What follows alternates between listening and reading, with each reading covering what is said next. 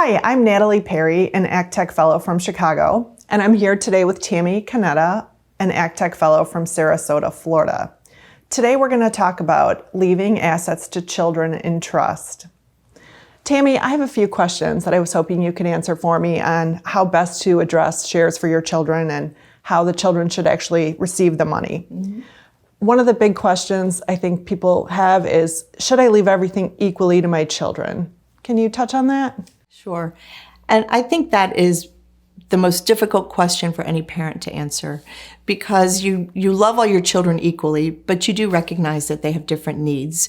And so the default is always, yes, that's where you start. We leave them equal shares.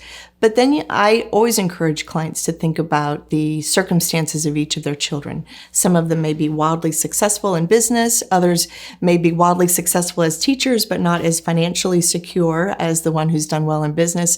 And so being able to balance that out sometimes is a really good objective. But the important thing is that you communicate with your children and explain to them why, if you've done something not perfectly equally, so that they understand and hopefully can buy into that process as well. Okay, that's helpful. Thanks. What if I have children that are different ages? Perhaps there was a second marriage, or some children have already gone through college, they've been educated, and then I've got some younger children that I know have more expenses ahead of them. Yeah. So we often see that, and one of the things that we recommend is that they consider using what we call a pot trust, because you put all the money into one pot and hold it until perhaps the youngest one reaches a certain milestone.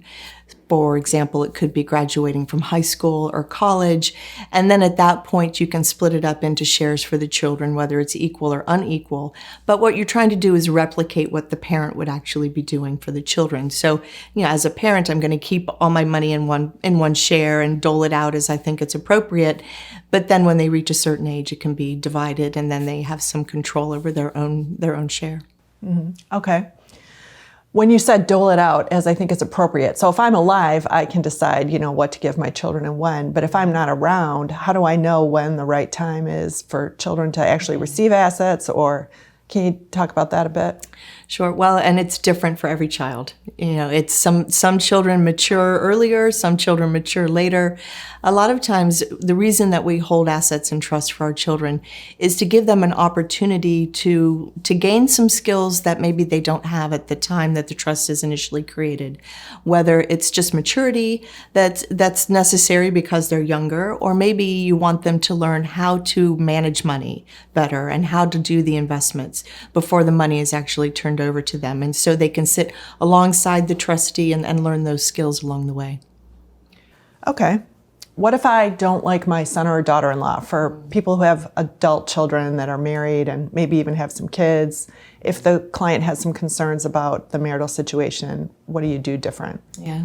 It may even be that the marriage is fine right now, but we know that more than half of all marriages don't make it. And so it's really important to take that into consideration in the planning process. And for a lot of our clients, that's the driver behind putting money into trust, because they feel like as long as the money is held in trust, it's protected. And under most state laws, there is a level of protection. It may not be absolute, but it definitely can hold those assets in a way that could protect them in the event that there could be a divorce later.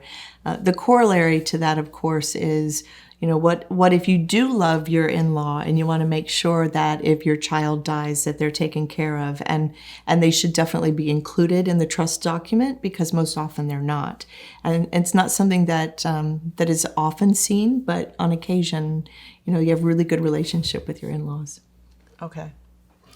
What if my son or daughter might want to buy a house or start a business? Does that get specifically spelled out in the trust, or how does that get addressed? Yeah, well, it definitely should.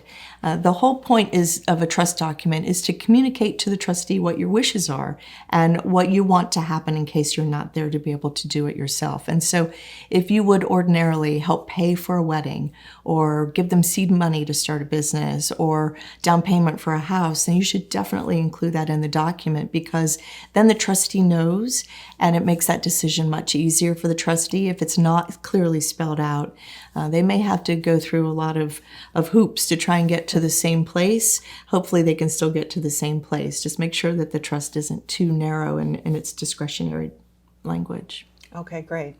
Well, you've given us a lot to think about. I appreciate your time today. Thanks for being here and Thank for you. educating us on leaving money to children in trust. Yeah, you're welcome.